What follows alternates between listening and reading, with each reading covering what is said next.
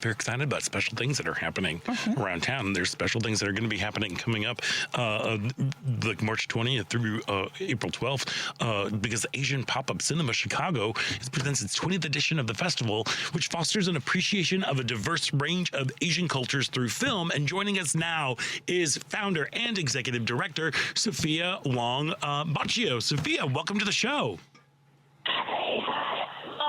Thank you. Yes. Oh, are you?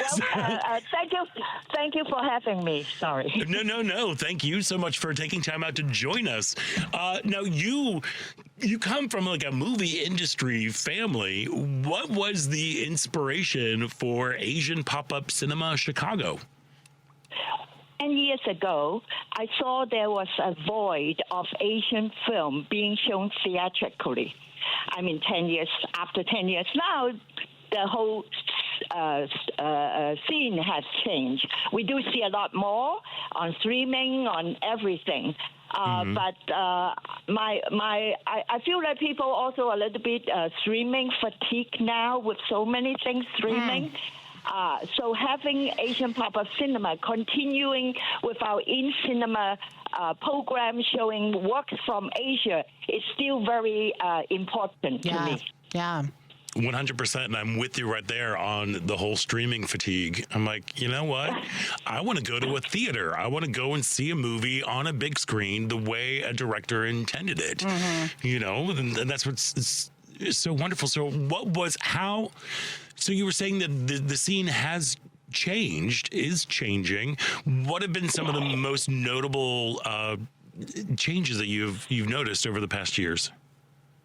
Well, I think the change. I think we go back to Crazy Rich Asians, right? So that all of a sudden, all the Asian American actors are back on the big screen. That's the number one big change.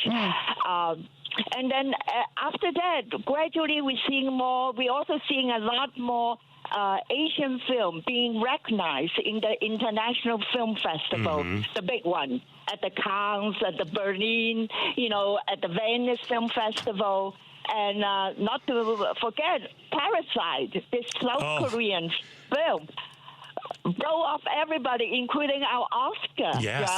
So they pick up so many awards. So okay, we are still streaming fatigue, but the Squid Game was pretty crazy on the TV. Oh, too. yes.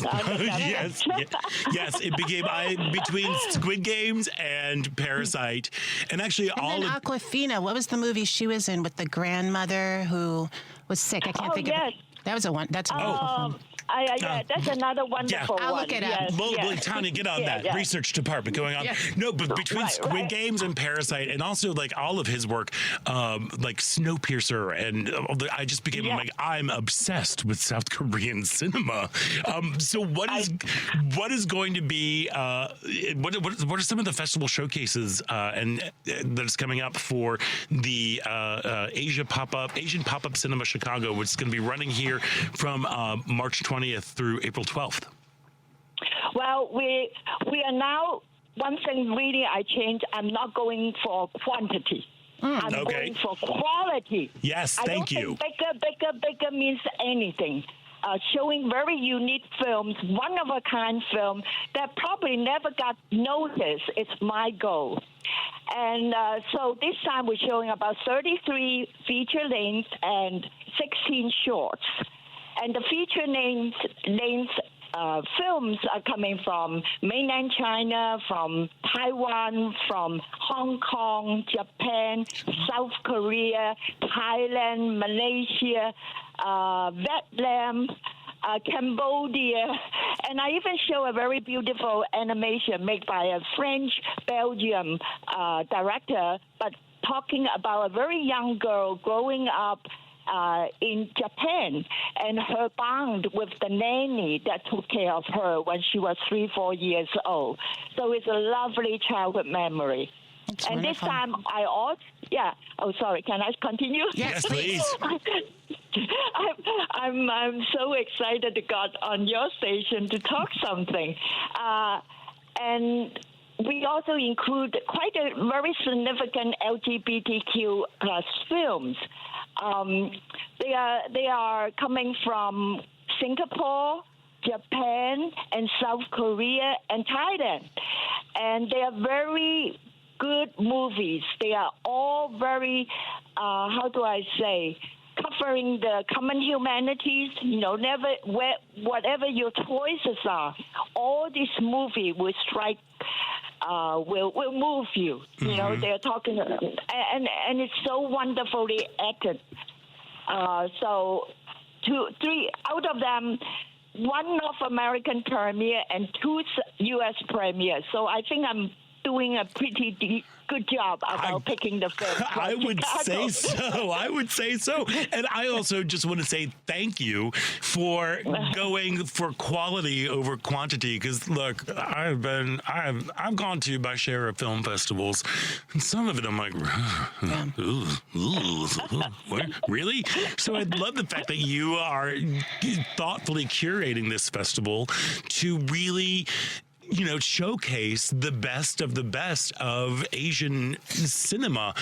How would you say, like, what is it about the power of film and the power of cinema that is able to pull back the curtain on a different experience or on a certain experience for folks? I really think the story has to be really matters to all of us. Mm-hmm. You cannot make up things, okay? And the story is the soul of a good movie, in my opinion. And then the actors need to deliver, able to portray the characters that they are believable, and the people will buy it to see it. Okay, he's making me cry, he's making me laugh, all because of his acting and deliver the message, the whole vision that the director want to portray. So I really look for good stories. I look for something that when I read the story, I'm touched already at least 10-20%, then I go see the film. And if the story is so-so, but if the actors are very good or the director is very, very seasoned, have good, how do I say, good body of works that show me that he can deliver something powerful, then I will go give it a chance. Like you go to the film festival, they have hundreds of films. What am I going to do? I only have 3 or 4 days there. Right. So, I'm already sometimes seeing 7 films a day. At the end of the day, I'm losing track of what I see sometimes. So it's no good. I need to see it systematically. I try to pick up the films that have the directors on in person, making a presentation and sharing a talk afterwards, because that's also important for me to choose whether I want to bring him to Chicago. It's not that they are no good, but sometimes some people are very good with their creative work. You see it, you got it, but they are a little bit quiet about talking about themselves. And especially you come to a foreign country, speaking through a translator, it's even important that he's a little bit more able to, conveying his inspiration, his way of doing things, through a translator. So there's a lot of things I have to consider before I put a film up. I love that, because then it's a full experience. You're seeing the film, and then we're not sort of taking for granted the panel afterwards, but there's like something even substantial there where you can really learn from the experience, and that inspires the people who watch the movie. So I love that, because it's true. A lot of the time it's just kind of like icing, and nobody really takes seriously that part of the event, you know, what can come from that. Yeah, so our festival, because we are boutique, we have the option not to just come in, greet and hello and goodbye, 5 minutes and they're gone. No, I give everybody 15 to 20 minutes time afterwards. So it is nice. Sometimes it's a little bit hard for our audience because the Asian films tend to be a little bit long. They are 2 hours. 30 minutes average, and then you have to stay for another 20 minutes. So some of our guests, they're rushed, they have to go out, dinner or something. So it's a little bit challenging. Sure. But I feel that really hardcore people, or if they're really interested to understand more about the film, and taking advantage of having them here. Yes. And some of the for example, a Hong Kong person who's born in Hong Kong, even if he lives in Hong Kong, he does not see those directors all the time. Yeah. I give them a chance to bring them here and give them the stage to talk to them. So I really think people should take advantage of it.